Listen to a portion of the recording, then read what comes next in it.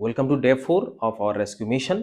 तो बच्चों आज हम लोग पढ़ने वाले हैं एटॉमिक फिजिक्स। तो इसमें हम लोग बहुत कुछ पढ़ने वाले हैं। सबसे पहले तो हम पढ़ने वाले हैं लास्ट मिनट रिवीजन, जो रिवाइज करेंगे पूरा बढ़िया तरीके से, सारे फॉर्मूलाज पढ़ने वाले हैं। एंड देन पीवाईक्यू पढ़ने वाले, टॉप पीवाईक्यूज यहाँ पे हम करने वाले हैं। तो पहले तो आप थोड़ा बहुत, अब न्यूमेरिकल करने से पहले थोड़ा बहुत आपको फॉर्मूला का जरूरत पड़ेगा।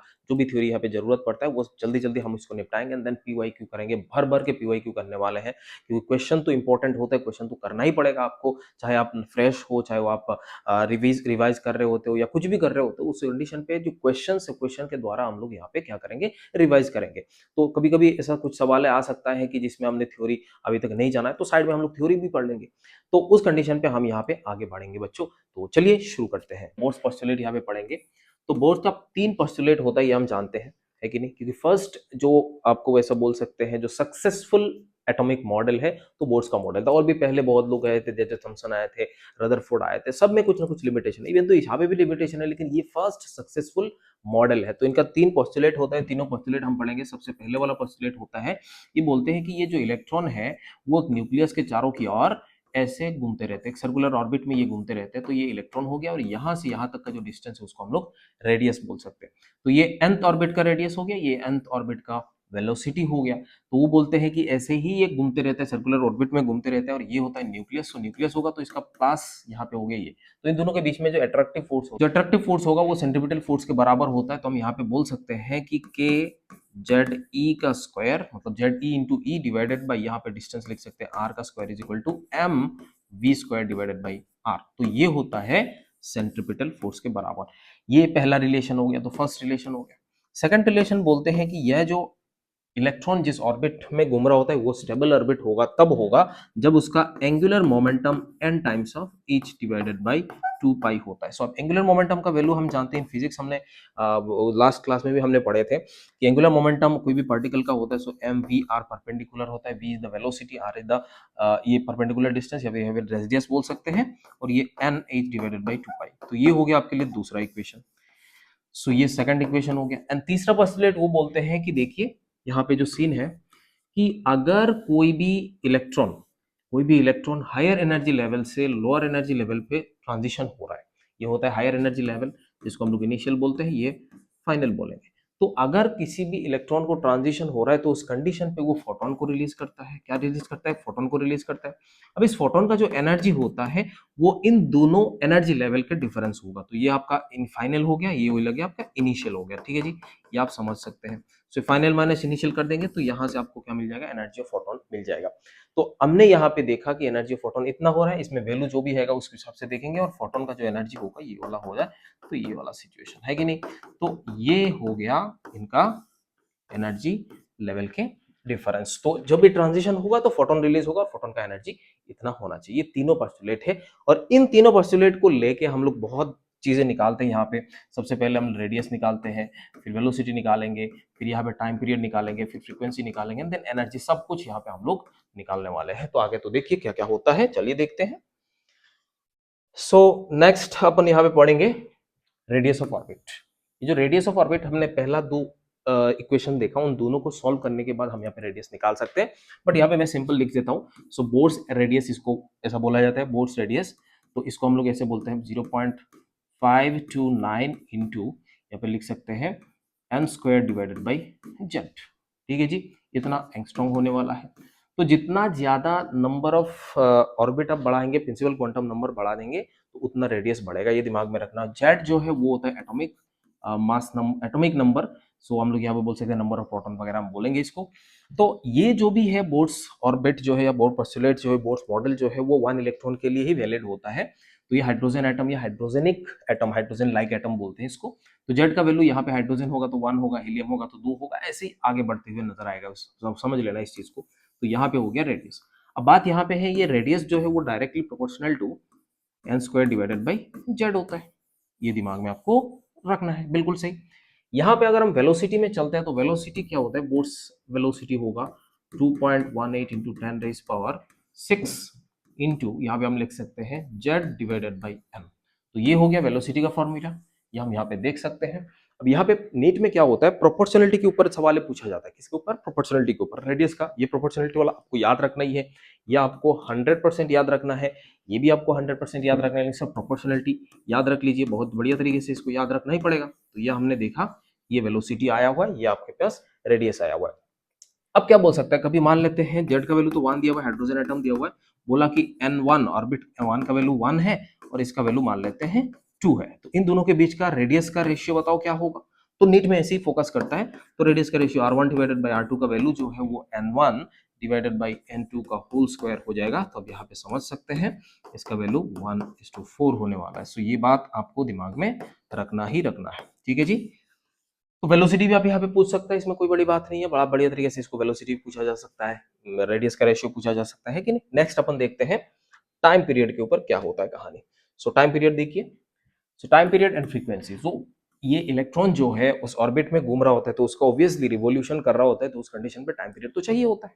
तो अभी हम लोग टाइम पीरियड के बारे में बात करते हैं। सो टाइम पीरियड क्या होता है, जनरली हम लोग जानते हैं 2πr divided by v, means यहाँ पे बोल सकते हैं ये रिवॉल्व कर रहा होता है, तो इसका जो सर्कमफरेंस होगा वो 2πr होगा। किस वेलोसिटी से, कांस्टेंट स्पीड से ये घूम रहा होता है कि नहीं, तो यहाँ पे v लिख सकते हैं। तो ये हो जाता है आपके लिए टाइम पीरियड। सो यहाँ पे हम देखेंगे इसका, तो t is directly proportional to r divided by v। तो अब यहाँ पे डायरेक्टली प्रोपोर्शनल टू r का जो वैल्यू हमने अभी अभी देखा, r is directly proportional to क्या देखे थे हम लोग, n square divided by z, बिल्कुल सही बात है। और यहाँ पे हमने देखा z डिवाइडेड बाई n, तो ये n ऊपर चला जाएगा, z नीचे आ जाएगा, तो सिंपल लिख सकते हैं n cube divided by z, बिल्कुल सही बात है। जितना number of principal quantum number का वैल्यू बढ़ेगा उतना टाइम यहाँ पे z स्क्वायर हो जाएगा, इतना टाइम पीरियड बढ़ जाएगा, मीन्स ज्यादा समय लगाएगा ऑर्बिटिंग करते वक्त। तो ये चीज आपको दिमाग में रखना ही रखना है। ये हो गया आपके लिए टाइम पीरियड। दूसरा अपन अगर फ्रीक्वेंसी की बात करेंगे, तो फ्रीक्वेंसी का बात क्या हो जाएगा, फ्रीक्वेंसी दैट इज f, और f को हम लोग लिख सकते हैं 1/t, बिल्कुल सही बात है। अब f is inversely proportional to, इसका उल्टा देखिए, यहाँ पे कहानी बन जाएगा, t का उल्टा होना है, रेसिप्रोकल होना है, तो इसको हम लोग उल्टा करेंगे, Z square divided by N cube हो जाएगा। अब ये भी रिलेशन आप याद रख लेंगे, ये भी रिलेशन आप याद रखेंगे। दूसरा कहानी यहाँ पे ओमेगा, अगर यहाँ पे पूछा जाए, ओमेगा का मतलब क्या होता है, 2 पाई मल्टीप्लाई बाय, कभी कभी ये पूछ लेता है ओमेगा का वैल्यू बताओ। सो ओमेगा तो भाई साहब हम समझ में आता है कि ए एफ जैसा ही होगा, so Z square divided by N cube आपको यहाँ पे होने वाला है। तो ये दिमाग में आपको रखना ही रखना है किसी भी हालत में, ठीक है जी, इतना समझ में आ गया। नेक्स्ट हमारे पास क्या आता है, एनर्जी आता है, जल्दी देखते हैं इसको, है कि नहीं। एनर्जी क्या होता है, देखिए एनर्जी ऑफ इलेक्ट्रॉन, सिंपल तीन टाइप का एनर्जी होता है। सबसे पहले kinetic energy. So kinetic energy हम जानते हैं हाफ एम वी स्क्वायर होता है, बात समझ में आ रहा है कि नहीं आ रहा है। सो यहाँ पे अगर देखा जाए, सो एम का value, M is the electron velocity, अब यहाँ पे पुट करेंगे, उसका स्क्वायर करेंगे, तब जाके आपको काइनेटिक एनर्जी मिलेगा। और वो एनर्जी जो है हम यहाँ पे इलेक्ट्रॉन वोल्ट में पढ़ते हैं बेटा, तो यहाँ पे सिंपल सिंपल दिमाग में रख लीजिएगा, यहाँ पे होता है एस से, क्या होता है 13.6 Z square divided by N square electron volt. तो ये हो गया आपके लिए काइनेटिक एनर्जी का वैल्यू। अब यहाँ पे देख सकते हैं क्या बात कर रहे हैं सर, हमने तो माइनस पढ़ा, बेटा आपने टोटल एनर्जी माइनस पढ़ा। यहाँ पे जो काइनेटिक एनर्जी लिखा हुआ है, काइनेटिक एनर्जी हमेशा पॉजिटिव होता है, दिमाग में रखना है कि नहीं, हाँ जी। सो ये हो गया आपके लिए काइनेटिक एनर्जी। दूसरा हम यहाँ पे पढ़ेंगे पोटेंशियल एनर्जी के बारे में। अब पोटेंशियल एनर्जी क्या होता है, ये दिमाग में रखना है कि यहाँ पे जो बाउंडेड सिस्टम होता है, और पोटेंशियल एनर्जी का जो फॉर्मूला है वो हम पहले पढ़े हुए थे, कहाँ पे, इलेक्ट्रोस्टैटिक्स में। So Z e square divided by r, ये होता है पोटेंशियल एनर्जी। अब यहाँ पे अट्रैक्टिव है, सो यहाँ पे माइनस हो जाएगा, सो ये हम बोल सकते हैं ये पोटेंशियल एनर्जी। अब ये जो रिलेशन है वो कहीं और आपने पढ़ा हुआ है, इस कहाँ पे पढ़ा मैं आपको बताता हूँ। देखिए बोर का सेकंड पोस्टुलेट में आपने क्या पढ़ा, फर्स्ट पोस्टुलेट में क्या पढ़ा, के जेड ई का स्क्वायर डिवाइडेड बाई आर का square M we square divided by R. R R यहाँ पे आप काट देंगे तो ये क्या हो जाएगा, एम वी स्क्वायर हो जाएगा। So M we square is equal to k Z e square divided by r, बिल्कुल सही बात है। यहाँ पे डिवाइडेड बाई टू कर देंगे तो ये तो काइनेटिक एनर्जी हो जाता है। सो ये भाई कहानी को देखिए, सो ये हो गया आपके लिए काइनेटिक एनर्जी। दैट मीन्स आप देख सकते हैं कि ये जेड ई का square divide by R is equal to 2 into kinetic energy होता है।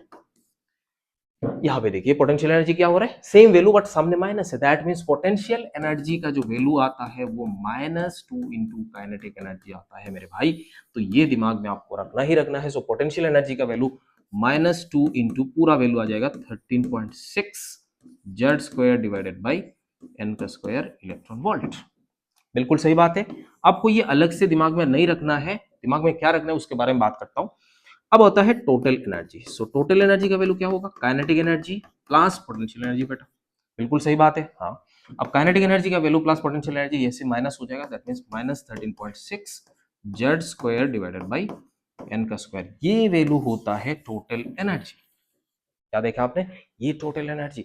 अब इनके रिलेशन को देखिए, काइनेटिक एनर्जी आपने देखा, काइनेटिक एनर्जी का मैग्नीट्यूड तो हमेशा पॉजिटिव होता है, वो बराबर होता है किसके, टोटल, इसके टोटल के साथ में बराबर हो जाएगा, और that is equal to potential का आधा। सो पोटेंशियल एनर्जी जो मिल रहा है उसका आधा। ये बाउंडेड नेचर है, ये कौन सा नेचर है, ये बाउंडेड नेचर है। अगर बाउंडेड होता है तो ये दिमाग में रखना, टोटल एनर्जी नेगेटिव कब होता है, जब हमारा यहाँ पे जो फोर्स जो होता है वो अट्रैक्टिव नेचर होते हैं या बाउंडेड सिस्टम होते हैं, तो उस कंडीशन पे होता है। तो यहाँ पे जो पोटेंशियल एनर्जी या फिर आप टोटल एनर्जी देख रहे होते हैं वो क्या होता है, नेगेटिव में आ रहा है। सो ये बाउंडेड है, ये सिस्टम जो है वो बाउंडेड है बेटा। कौन सा सिस्टम है, ये बाउंडेड सिस्टम है। मतलब यहाँ पे इनको तोड़ने के लिए आपको एक्स्ट्रा एनर्जी देना पड़ता है। एग्जैक्टली सेम चीज जो ग्रेविटेशन में होता है, बात समझ में आ रहा है, प्लेनेटरी मोशन पे होता है या फिर अर्थ में होता है, तो उस कंडीशन पे आप यहाँ पे समझ सकते हैं। ठीक है जी, चलिए आगे देखते हैं। आप सवाल आने का टाइम हो गया है। अब देखो पहला सवाल, फर्स्ट सवाल क्या दिया हुआ है, ए particle of mass m is moving around the origin with constant force, आपको f दिया हुआ है, pulling it towards the origin.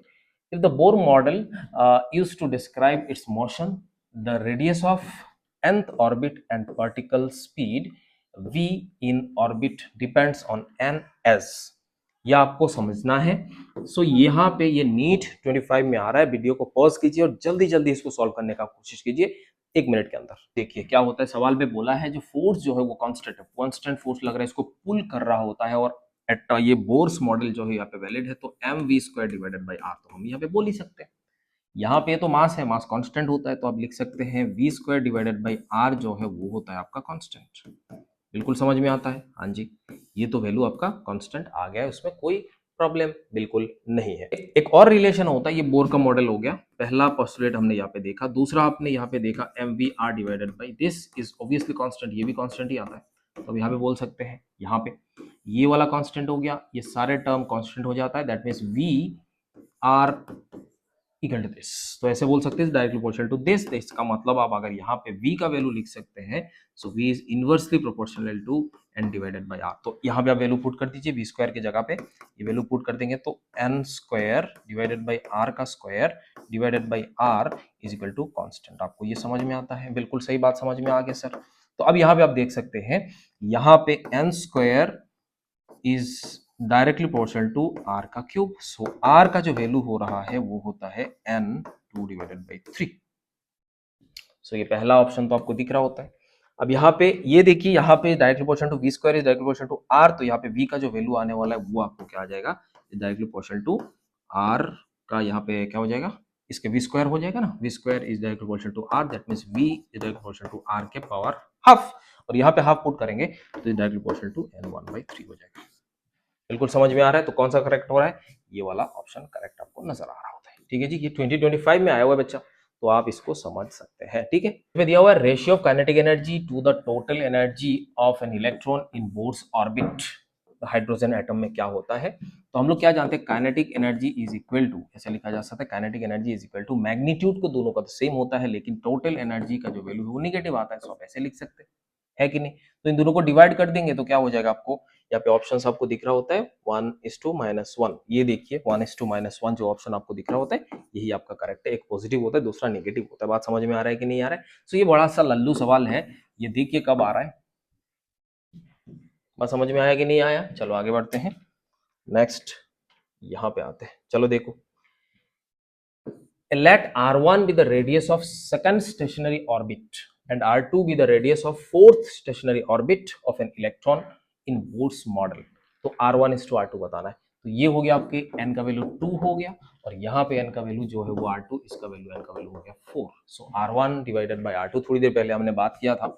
So r1 divided by r2 का वैल्यू क्या है बताना है। सो सिंपल है, फॉर्मूला हमने देखा था, रेडियस जो है वो डायरेक्टली प्रोपोर्शनल टू ऐसे था n square divided by Z, और यहाँ पे देखिए ये तो आपको ऐसा बोला है, ये देखिए ये बोर्स मॉडल है, तो इलेक्ट्रॉन 1 इलेक्ट्रॉन, तो इस कंडीशन पे हम यहाँ पे बोल सकते हैं हाइड्रोजनिक हो गया, जेड तो दोनों में सेम होगा, चाहे किसी भी टाइप का हो जाए तो n स्क्वायर के बराबर हो जाएगा। So r1 divided by r2 is equal to n1 divided by n2 का whole square. So 2 divided by 4 का स्क्वायर हो जाएगा 1/2 का स्क्वायर, दैट मीन्स अब यहाँ पे लिख सकते हैं 1:4। सो जो भी ऑप्शन है वो यहाँ पे दिख रहा होता है। तो ये सिंपल सिंपल सवाल हैं। अब यहाँ पे देख रहे हैं ये सारे नीट में आ रहा होता है, चुटकी चुटकी में आपको करना है, बात समझ में आ रहा है, आपको क्लिक कर जाना है कि कैसे कैसे कहानी हो रहा होता है। तो जल्दी जल्दी प्रैक्टिस करते हैं कि नहीं। अब भाई कॉपी पेन निकाल के बढ़िया तरीके से इसको प्रैक्टिस करना पड़ेगा। आप कर रहे कि नहीं कर रहे बताइए जरा, आप कर रहे कि नहीं कर रहे बताइए जरा, कर रहे कि नहीं कर रहे। हाँ, कॉपी पेन निकालिए, पॉज मारिए, कॉपी पेन निकालिए, जल्दी सवाल देखिए, इमीडिएटली आप करने का कोशिश कीजिए।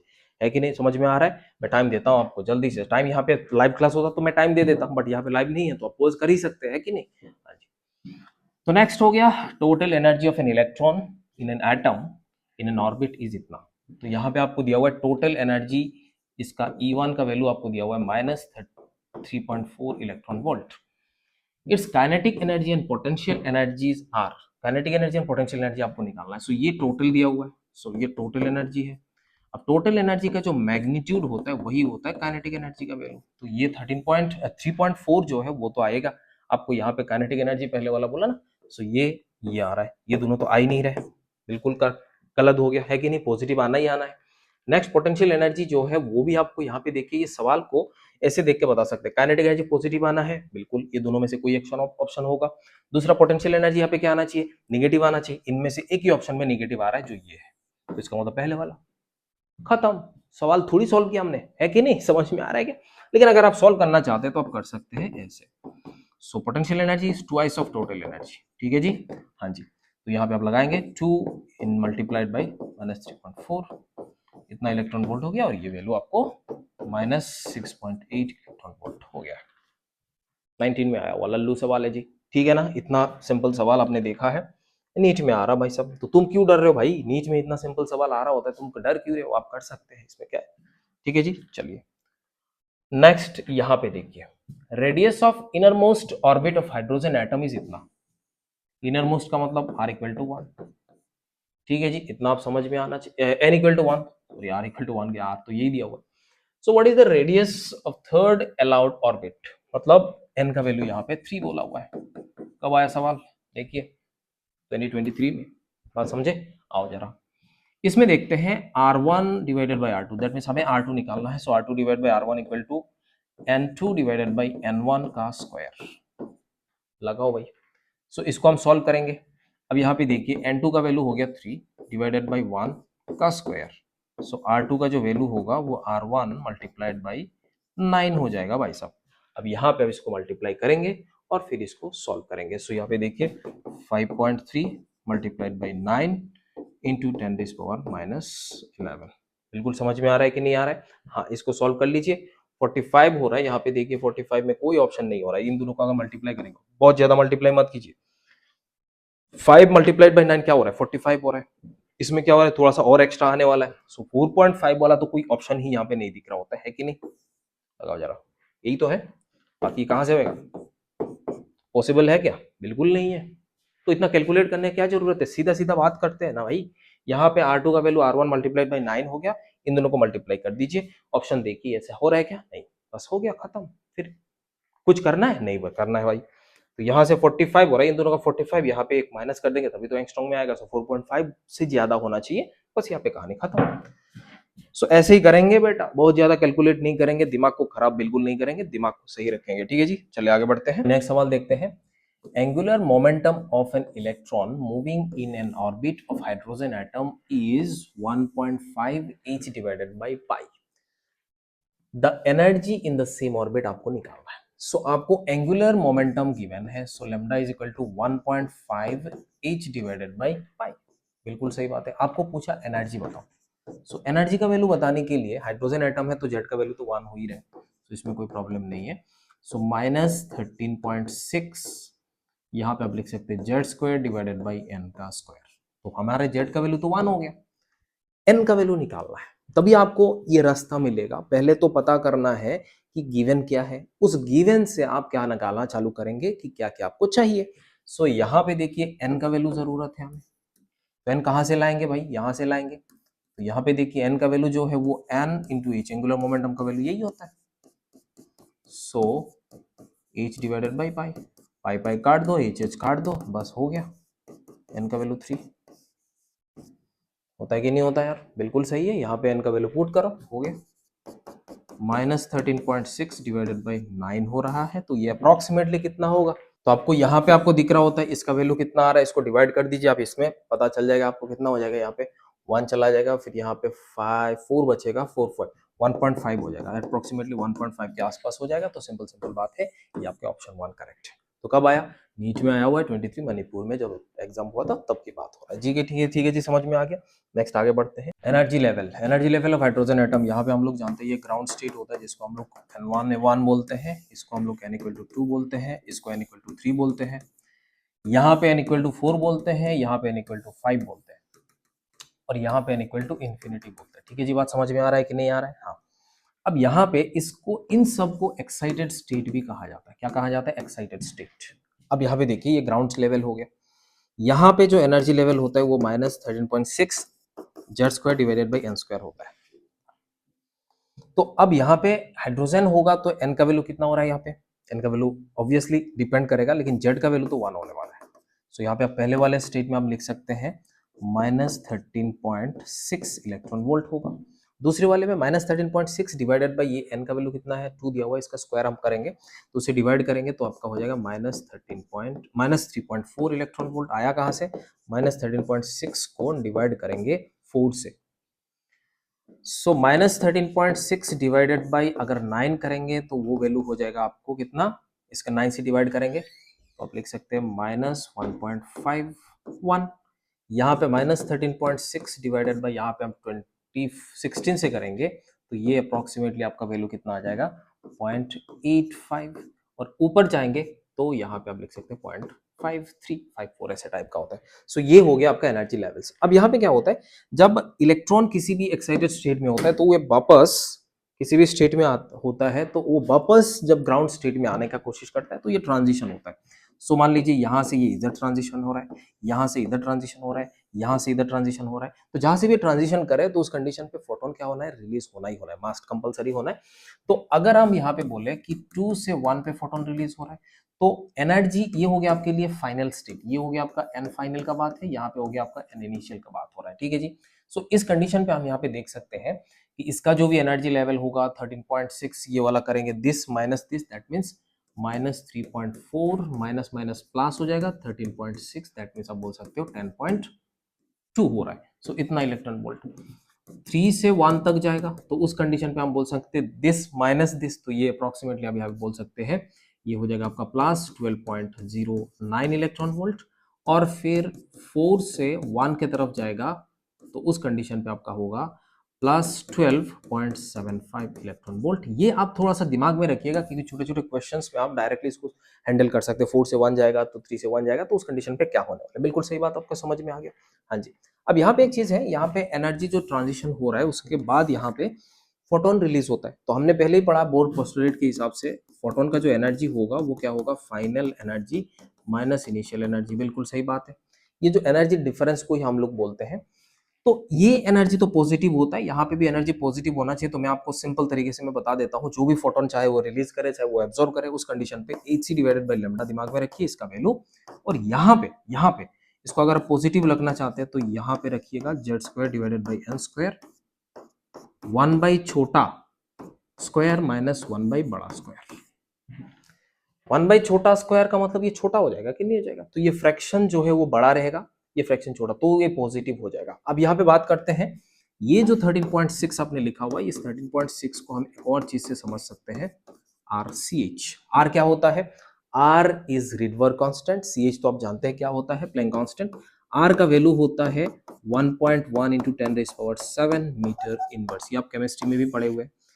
तो यहाँ पे आप देख सकते हैं ये वैल्यू पुट करेंगे तो 1 by lambda is equal to R Z का स्क्वायर 1 बाई छोटा स्क्वायर माइनस 1 बाई बड़ा स्क्वायर। मैं ऐसे ही लिखता हूँ पॉजिटिव रखने के लिए। ठीक है जी, पॉजिटिव रखने के लिए ये होता है फाइनल माइनस इनिशियल कर दीजिए, बड़ा सिंपल तरीके से आपको यहाँ पे मिल के आ जाएगा। C फॉर छोटा, B फॉर बड़ा। बात समझ में आ रहा है क्या? हाँ जी, चलिए आगे बढ़ते हैं। ये हाइड्रोजन स्पेक्ट्रम, हाइड्रोजन स्पेक्ट्रम का मतलब वही होता है जो एनर्जी यहाँ पे फोटोन जो रिलीज हो रहा होता है उस फोटोन को कलेक्ट किया जाता है।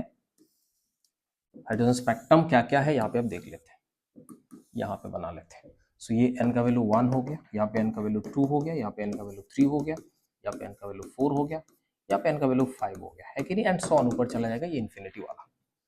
अब यहाँ पे जो एनर्जी रिलीज, सेकेंडली हम यहाँ पे देख सकते हैं, अगर 3 से 2 के पे आ रहा है, 4 से 2 तक आ रहा है, दैट मीन्स आप बोल सकते हैं एन फाइनल का वैल्यू आपका यहाँ पे 2 है, और बाकी इनिशियल का वैल्यू एन आई का वैल्यू 3 4 5 6 जो भी है, इसी को हम लोग क्या बोल सकते हैं, बल्मर सीरीज। नेक्स्ट हमारे पास आएगा, ये बल्मर सीरीज में हमारा होता है विजिबल रीजन। कौन सा रीजन हो रहा है, विजिबल, ये आप दिमाग में रखिएगा। देन आपके पास आएगा पर्सन सीरीज, फिर ऐसे चलेगा, इसको हम लोग पर्सन सीरीज बोलेंगे। तो इसके लिए एन फाइनल का जो वैल्यू होगा वो 3 होगा। यहाँ पे हम बोल सकते हैं इसको Brackett series. So bracket series में आपका क्या होगा, एन फाइनल का वैल्यू 4 होगा। तो एंड सो ऑन, ये आप समझ सकते हैं। तो Lyman series, Balmer series, Paschen series, Brackett series, Pfund series, ऐसे ही आपका चलते हुए नजर आता है। तो ये हमने देखा है। लेकिन यहाँ पे एक चीज समझने वाली बात होता है कि कभी कभी आपको शॉर्टेस्ट वेवलेंथ बोलता है और एक बोलता है लॉन्गेस्ट वेवलेंथ। ऐसे टाइप का सवाल काफी इंपॉर्टेंट होते हैं और पूछा जाता है, मतलब आपको काफी बार पूछा गया।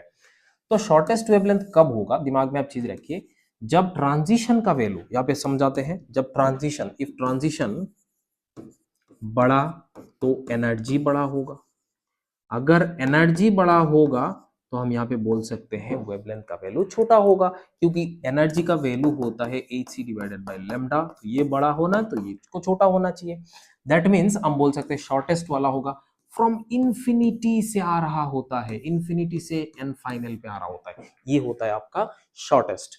अगर हम यहाँ पे देखेंगे तो इसमें क्या होगा, लॉन्गेस्ट वाला क्या होगा, जो एन फाइनल है उसके इमीडिएट ऊपर वाला। तो हम ऐसे बोल सकते हैं कि अगर मैं इसको एग्जांपल लेता हूं, शॉर्ट स्मॉलेस्ट ट्रांजिशन को हम लोग बोलते हैं लॉन्गेस्ट वाला, स्मॉलेस्ट ट्रांजिशन क्या बोलेंगे, स्मॉलेस्ट ट्रांजिशन। अगर हम लाइमन सीरीज का बात करें तो ये वाला हो जाएगा आपको लॉन्गेस्ट, ये वेवलेंथ लॉन्गेस्ट है, और ये वाला वेवलेंथ हो जाएगा शॉर्टेस्ट। बात समझ में आ रहा है कि नहीं आ रहा है, शॉर्टेस्ट वेवलेंथ में इंफिनिटी से आना चाहिए, लॉन्गेस्ट में इमीडिएट ऊपर वाला। ठीक है जी, बढ़ते आगे, यहाँ पे आपको समझ लेना है। ये रेस्क्यू बॉक्स में वही चीज बताना था कि आपको ट्रांजिशन बड़ा होगा तो एनर्जी बड़ा है, एनर्जी बड़ा है तो वेवलेंथ छोटा है, ये दिमाग में रखना है। अभी सवाल करते, धड़ाधड़ सवाल करना है भाई। Spectral series which corresponds to electronic transition from level n2 का वैल्यू इतना दिया हुआ है, n1 का वैल्यू इतना दिया हुआ है, दैट मींस ये n इनिशियल का वैल्यू 4 है। n इनिशियल का वैल्यू 4 किस में होता है, अब ये भी हमने पढ़ा हुआ है, कब आया हुआ है, देखिए देखिए नीचे में आया हुआ है भाई साहब, कब आता है, इसमें आएगा, ये बल्मर सीरीज, ये ब्रैकेट सीरीज में आएगा। Lyman 1, Brackett Balmer 2, Paschen 3 and Brackett 4। कहानी समझ में आता है, हाँ जी। तो ये सिंपल सिंपल बात है, कौन सा सीरीज में आने वाला है, ये ब्रैकेट सीरीज में आएगा। नेक्स्ट अगर यहाँ पे देखेंगे, इन हाइड्रोजन स्पेक्ट्रम शॉर्टेस्ट वेवलेंथ, अभी अभी जो बोला मैंने शॉर्टेस्ट वाला बेटा, शॉर्टेस्ट वेवलेंथ बल्मर सीरीज का शॉर्टेस्ट बोला। सो यहाँ पे 2 तक पहुंचना है, कहां से आना है, इसको 3 पे आना है, 3 से आना चाहिए शॉर्टेस्ट, आने तो लॉन्गेस्ट हो गया। शॉर्टेस्ट वाले में कितना आता है भाई, शॉर्टेस्ट वाले में इंफिनिटी वाले से आता है। और दूसरा आपको यहाँ पे ब्रैकेट बोला, सो ब्रैकेट में इंफिनिटी से 4 तक आना है। बिल्कुल समझ में आ रहा है कि नहीं आ रहा है। सो यहाँ पे हमने देखना है 1 by lambda 1 is equal to, क्या देखेंगे इसको, मैंने बोला था आर जेड स्क्वायर 1 बाई छोटा स्क्वायर मीन्स 2 का स्क्वायर माइनस इंफिनिटी का स्क्वायर। भाई साहब इंफिनिटी का स्क्वायर वैसे भी तो 0 होता है, लिख के फायदा नहीं है। यहाँ पे 1 बाई लेमडा 2 का वैल्यू कितना हो जा रहा है, आर इंटू जेड का स्क्वायर, छोटा स्क्वायर मीन्स 4 का स्क्वायर माइनस 1 बाई इंफिनिटी का स्क्वायर, ये तो भाई 0 हो जाता है, तो ये पूरा पार्ट 0 हो गया। सो यहाँ पे आप देख सकते हैं, इन दोनों को अगर हम डिवाइड कर दे, ये रेशियो निकाल दे, मेरे को बड़ा सिंपल तरीके से मैं निकाल सकता हूँ। ये इक्वेशन 1 हो गया, ये आपका इक्वेशन 2 हो गया। सो 1 डिवाइडेड बाई 2 करेंगे तो 2 ऊपर चला जाएगा, इससे ये डिवाइड करेंगे नीचे आ जाएगा, वो ऊपर चला जाएगा। फिर ये वाला आर जेड स्क्वायर तो कैंसिल आउट हो जाएगा, ऊपर बचेगा 1 बाई 4 का स्क्वायर, तो नीचे बचेगा 16। तो यहाँ पे मिलके आपको क्या मिलने वाला है, 4:1। दैट मीन्स आपको क्या चाहिए, लेमडा 2 का जो वैल्यू है वो लेमडा 1 इंटू 4, दैट मीन्स आप यहाँ पे लिख सकते हैं 4 लेमडा। सो कौन सा ऑप्शन है भाई, एक ऑप्शन इतना है। कौन सा साल में आया हुआ है, 23 में आया हुआ है, करेक्ट है जी। चले आगे बढ़ते हैं, एक और सवाल। The wavelength of Lyman series of hydrogen atom appears, गजब का सवाल है, किस में आएगा, अल्ट्रावायलेट, मतलब कौन सा रीजन में यहाँ पे आने वाला है वो आपको देखना है। जैसे हमने यहाँ पे पढ़ा हुआ है, विजिबल देखे हैं, यहाँ पे विजिबल देखे हैं, कहा गया ये, हाँ यहाँ पे देखिए ये विजिबल देखे हुए, और बाकी सब जो है वो क्या होता है, इंफ्रारेड होता है। आप दिमाग में रखिएगा कि ये होता है यूवी रेज, फिर विजिबल, और बाकी सारे इंफ्रारेड होते हैं। ये आपको दिमाग में बिल्कुल रखना है, इसमें कोई टेंशन नहीं लेना है। बहुत सारे सवाल है बेटा, देख रहे इतने सारे सवाल आपको करना है। अभी यहाँ पे हमने कर लिया, कहाँ गया ये वाला, यहाँ पे पहुंचे हुए, अल्ट्रावायलेट वाले पहुंचे हुए। ठीक है जी, नेक्स्ट आगे बढ़ते हैं। ये वाला सवाल देखिए, consider third orbit of helium using non-relativistic approach, the speed of electron in this orbit will be, कितना होगा आपको बताना है। ठीक है जी, इतना समझ में आ रहा है क्या, कितना होगा आपको बताना है। सो यहाँ पे k का वैल्यू इतना दिया हुआ है, k इज कांस्टेंट है, z का वैल्यू इतना दिया हुआ है, प्लैंक कांस्टेंट का वैल्यू इतना दिया हुआ है, आपको थर्ड ऑर्बिट का हीलियम का निकालना है। सो अब यहाँ पे देखिए v इज इक्वल टू, हम लोग जानते हैं 2.18 इंटू क्या होता है 10⁻⁶ मल्टीप्लाइड बाई यहाँ पे होता है z डिवाइडेड बाई m, ये होता है आपका वैल्यू। तो हमने ये फॉर्मूला तो देखा है, ठीक है जी, ये हमने देखा। So v is directly proportional to z divided by n होता है। z का वैल्यू यहाँ पे 2 है, n का वैल्यू थर्ड बोला हुआ है। दैट मीन्स आप यहाँ पे बोल सकते हैं इसका जो वैल्यू है हाइड्रोजन के लिए क्या होता है, इतना, बिल्कुल सही बात है, multiplied by 2 divided by 3। Solve कर लीजिए, बस आंसर हो जाएगा। क्या हो जाएगा, इसमें लगभग 4 आ रहा है, लेकिन 4 डिवाइडेड बाई 3 कितना होता है 1.33, 1.33 यहाँ पे आ जाएगा, 4 डिवाइड बाई 3 1.3। तो यहाँ पे आप एक ही ऑप्शन दिख रहा है, ये तो हो ही नहीं सकता, ये भी नहीं हो सकता, ये भी नहीं हो सकता, तो यही ऑप्शन आपको दिख रहा है, करेक्ट है। ठीक है जी, इतना समझ में आ रहा है जी, आगे बढ़ते हैं। नेक्स्ट आपको यहाँ पे दिख रहा है कि in spectrum of hydrogen the ratio of longest, देखिए भाई साहब यहाँ पे लॉन्गेस्ट वाला बोल दिया, लाइमन सीरीज में बोला हुआ है, लाइमन सीरीज में n फाइनल का वैल्यू होता है 1, दैट मीन्स यहाँ पे 2 to 1 हो जाएगा आपके लिए लॉन्गेस्ट का। कहानी समझ में आ रहा है क्या। सो लॉन्गेस्ट वेवलेंथ यहाँ पे क्यों, क्योंकि इसमें एनर्जी छोटा है, ट्रांजिशन जितना छोटा होगा वेवलेंथ उतना बड़ा होगा। कहानी समझ में आ रहा है, हाँ जी। तो यहाँ पे longest wavelength of Balmer series, Balmer series में n फाइनल का वैल्यू कितना होता है बेटा 2 होता है। सो लॉन्गेस्ट वाले में, लॉन्गेस्ट में फोकस कीजिए, थोड़ी देर पहले मैंने बोला था लॉन्गेस्ट फॉन्गेस्ट में, भाई समझ में आ रहा है आपको। सो यहाँ पे हो जाएगा 3 डिवाइडेड बाई 2 वाला कहानी। सो अगर यहाँ पे हम लोग बल्मर सीरीज का बात करें तो बल्मर सीरीज में r हाइड्रोजन बोला, r ही रख दो, छोटा स्क्वायर, देख फॉर्मूला आप ये फाइनल माइनस इनिशियल दिमाग में सोचने से उतना समय नहीं है हमारे पास काफी कम समय है और उतना सोचना ही नहीं चाहते, अपन सीधा सीधा ऐसे निकालना पड़ेगा। सो छोटा स्क्वायर माइनस बड़ा स्क्वायर करना है कि नहीं। सो यहाँ पे क्या होगा 1 बाई इसका वैल्यू हो गया z, 1 तो इधर है, छोटा का वैल्यू कितना हो गया 1/4 माइनस 1/9, करेक्ट है जी। यहाँ पे आप लिख सकते हो r ऊपर चला जाएगा, यहाँ पे देखिए 5 डिवाइडेड बाई यहाँ पे कितना हो जाएगा 36, देखिए इसका जो भी है ऑप्शन 36 आ रहा है। सो यहाँ पे 1/this है।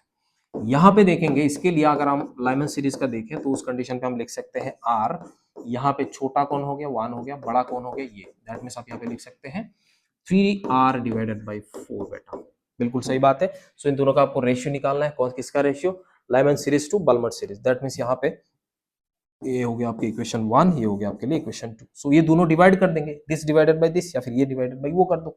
सो सीधा आपको यहाँ पे दिख जाएगा lambda L divided by lambda B. मैंने क्या किया पता है 2 डिवाइडेड बाय 1 करा मैंने, ये नीचे रखा तभी तो ऊपर जाएगा। सो यहाँ पे हो जाएगा 5r डिवाइडेड बाय 36 और यहाँ पे हो जाएगा 3r divided by 4। So r तो कट जाएगा, यहाँ पे ये कट जाएगा 9, दैट मीन्स आप लिख सकते हैं 5 डिवाइडेड बाई 27।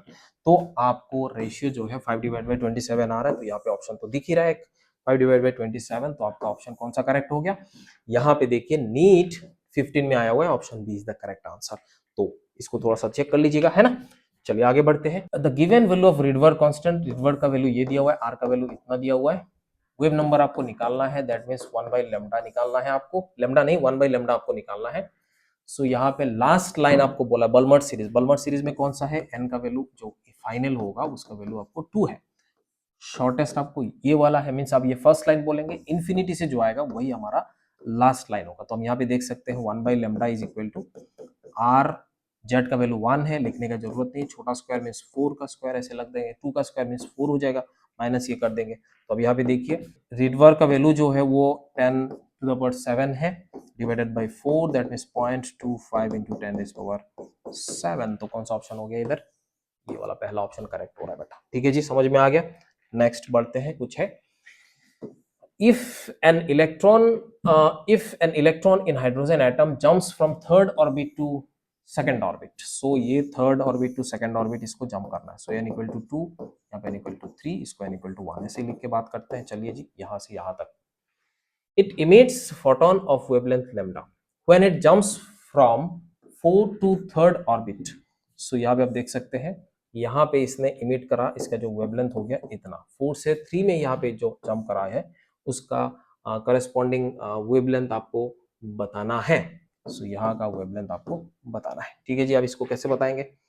सो ध्यान से देखिए, इसमें हमारे पास ये वाला लेमडा जो है 1 बाई लेमडा का वैल्यू हम ऐसे लिख सकते हैं, ये 3 से इधर आ रहा है। सो सीधा सीधा यहाँ पे r लिख दीजिए, छोटा स्क्वायर मीन्स 1/4 माइनस 1/9। तो अब यहाँ पे लिख सकते हैं इसका वैल्यू 5r डिवाइडेड बाई 36। बिल्कुल सही बात है, क्लियर कट आपको दिख रहा है।